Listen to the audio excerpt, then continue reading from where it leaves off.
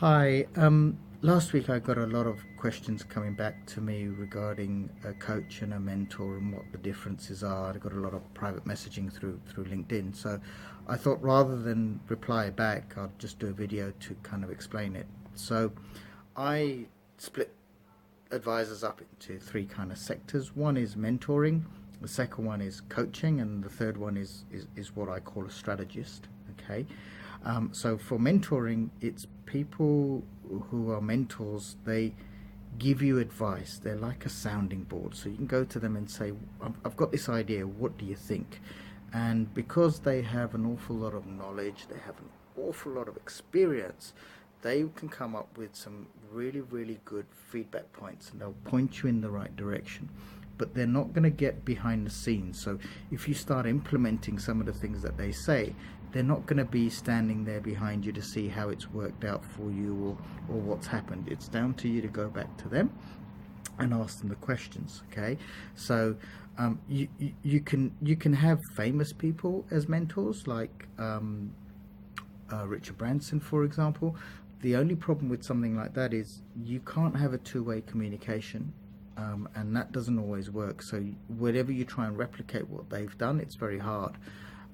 So they're not ideal mentors, to be quite honest. They're just people you like to aspire to. Then you've got coaches, and coaches are people that I see who are there to break down blocks. So when I mean blocks, I mean everybody has mental blocks.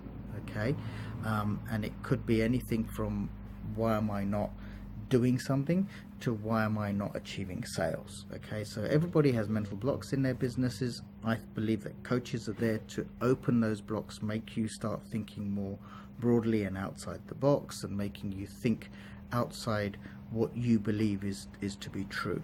So they're there to break down blocks. Then you have what I call business growth strategists, and they are people who are now heavily involved in your business. So they're going in there, they're looking at your systems, they're looking at your figures, they're looking at how your HR runs, they're looking at your marketing, they're looking at your entire business, and then they're coming up with a bespoke strategy to take your business to the next level. So they will come up with a plan that says in the next 6 to 12 or 18 months or whatever they've come up with, this is what we're going to try and do. They will have timelines in there as well, saying by this date to this date, this is what we expect to finish.